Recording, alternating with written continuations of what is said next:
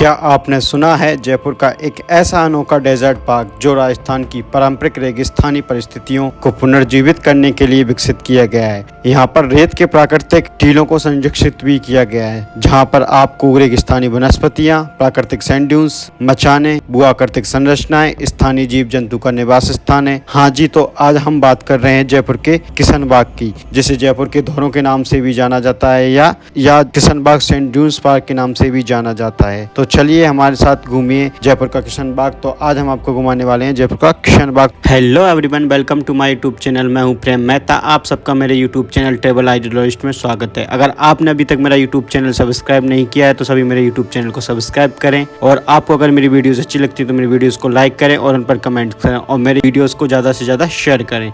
तो चलिए अब हम बात कर लेते हैं कि जयपुर का किशन बाग कहाँ पर स्थित है और यहाँ पर कैसे पहुँचा जा सकता है। तो जयपुर का किशन बाग विद्याधर नगर सेक्टर 8 में स्थित है, और आप यहाँ पर टैक्सी या ऑटो रिक्शा या लो फ्लोर बस से भी आप यहाँ पर पहुँच सकते हो अपने पर्सनल व्हीकल से। ये जयपुर में रेलवे जंक्शन से लगभग 8 किलोमीटर की दूरी पर स्थित है। चलिए अब हम बात कर लेते हैं कि इसकी ओपनिंग समय क्या होती है और इसका टिकट का क्या प्राइस रहता है। तो ये गर्मियों के दिनों में अप्रैल से अक्टूबर तक सुबह 6:30 बजे से लेकर शाम 6:30 बजे तक ओपन रहता है, और सर्दियों में ये नवंबर से लेकर मार्च तक सुबह 8 बजे से शाम को 5:30 बजे तक ओपन रहता है। और इसका टिकट है एडल्ट के लिए 50 रुपये पर पर्सन और स्टूडेंट्स के लिए 25 रुपीज पर पर्सन होता है। अगर आप यहाँ पर प्री वेडिंग शूट भी कराना चाहते हो तो इसके अलग से चार्जेस होते हैं, जिसका चार्जेस 5000 रुपये पर पर्सन होता है। तो आप यहाँ पर प्री वेडिंग शूट भी करा सकते हो।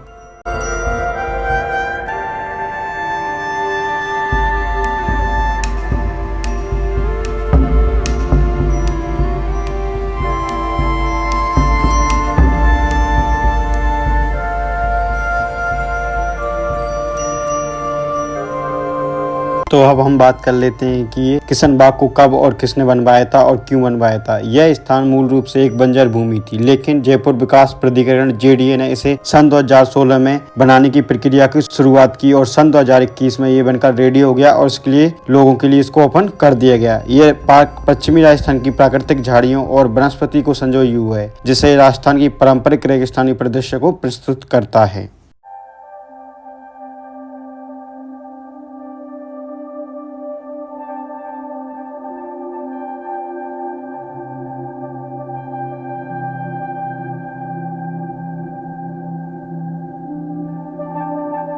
जैसे ही आप आगे विंडो टिकट खिड़की से टिकट लेके जाओगे तो आप आगे बहुत ही ट्रेल आपको यहाँ पर चलने के लिए दिखेंगे, जो कि बहुत ही सुंदर और प्राकृतिक नज़ारे आपको यहाँ पर दिखाई देंगे। साथ ही में यहाँ पर आपको बीच में एक बड़ा सा पार्क दिखाई देगा, जिसमें भी आप फोटो वीडियोज खींच सकते हो और आप यहाँ पर एंजॉय कर सकते हो। आपको बहुत ही सुंदर और आकर्षक नज़ारे यहाँ पर और मचाने आपको यहाँ पर दिखाई देंगी।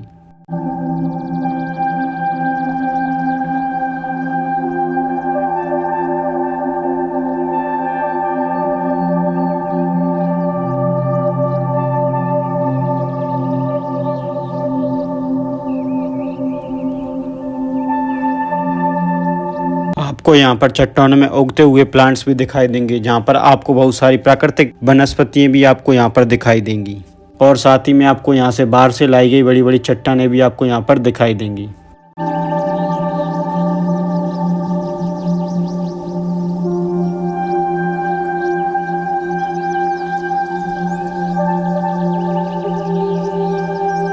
आपको यहाँ पर पार्क में 100 से अधिक देसी वृक्ष और झाड़ियों की प्रजातियां दिखाई देंगी, जिनको पश्चिमी राजस्थान से लाया गया है और यहाँ पर लगाया गया है। और आपको यहाँ पर अर्ध शुष्क परिदृश्य में पाई जाने वाली मुंज घास भी आपको यहाँ पर दिखाई देगी। और भी आपको यहाँ पर जैसे कि केजड़ी, रोहिड़ा, कुमाटियो, आंकड़ा और धतूरा जैसे पेड़ भी आपको यहाँ पर दिखाई देंगे।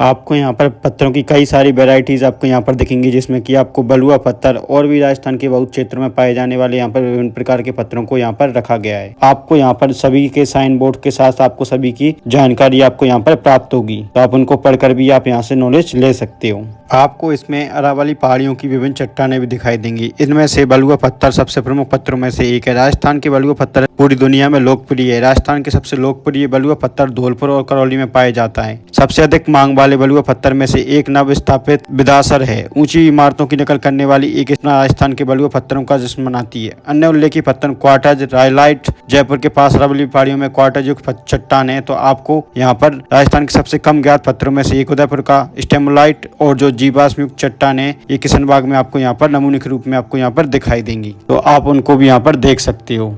और साथ ही में आपको यहाँ पर ग्रेनाइट चट्टानें और भी आग्नेय चट्टानें और अपसादी चट्टानें को भी आपको यहाँ पर नमूने देखने को मिलेंगे। इन्हीं चट्टानों की दरारों में आपको चेस्मोमाइट जैसे कई पौधे भी उगते हुए दिखाई देंगे। ये मजबूत पौधे होते हैं जिनका कम संसाधन जगह पर उग सकते हैं। तो आपको यहाँ पर ये भी देखने को मिलेंगी। और आपको यहाँ पर बहुत तरह की फॉसिल्स वाली चट्टानें भी आपको यहाँ पर देखने की मिलेंगी, जिसमें कि जैसलमेर की हार्बर स्टोन भी आपको यहाँ पर देखने को मिलेगी, जो कि बहुत फेमस एक स्टोन है।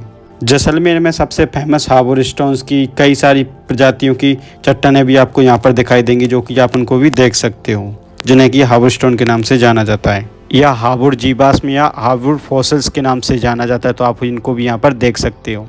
और यहाँ पर आपको कई हजारों वर्षों, सालों वर्षों पुराने जीवाश्म फॉसिल्स भी आपको यहाँ पर दिखाई देंगे। तो आप उनको भी यहाँ पर देख सकते हो। और यहाँ पर आपको जितनी भी प्रकार की चट्टानें होती हैं, उन सभी चट्टानों को देखने और सीखने के बारे में आपको यहाँ पर मिलेगा। तो आप यहाँ पर ये इनको अवश्य देख के जाएं।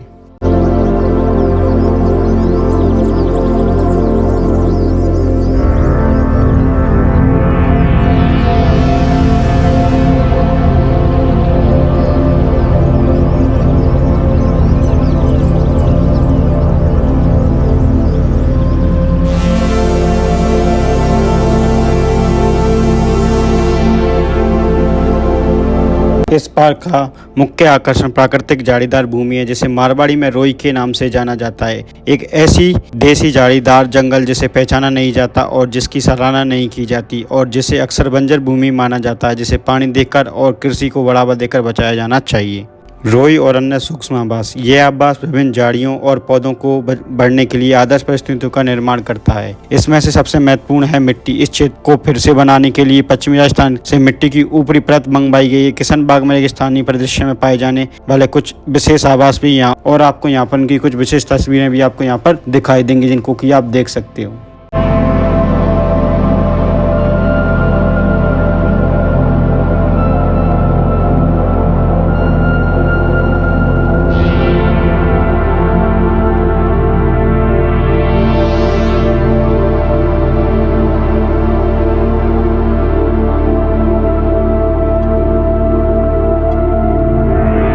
और आपको यहाँ पर मुख्य आकर्षण प्राकृतिक रेगिस्तानी परिदृश्य, रेत के टीले, स्थानीय पौधे जैसे सीढ़ियाँ, भूई, कीमत की झाड़ियाँ और दौक के वृक्ष, अरावली की परिस्थिति आपको यहाँ पर दिखाई देंगी।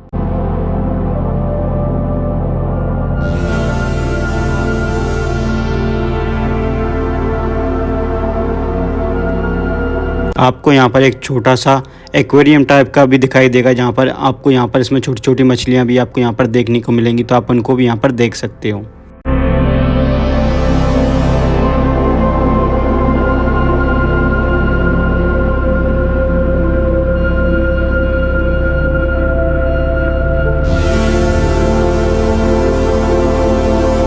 और भी आपको यहाँ पर बहुत सुंदर सुंदर जगहें आपको यहाँ पर देखने को मिलेंगी। तो आप यहाँ पर अपना समय व्यतीत करके आपको बहुत ही सुखद और शांति वाला वातावरण आपको यहाँ पर प्राप्त होगा। तो आप यहाँ पर जरूर ठहरें और आप आराम से यहाँ पर आराम फरमाएं।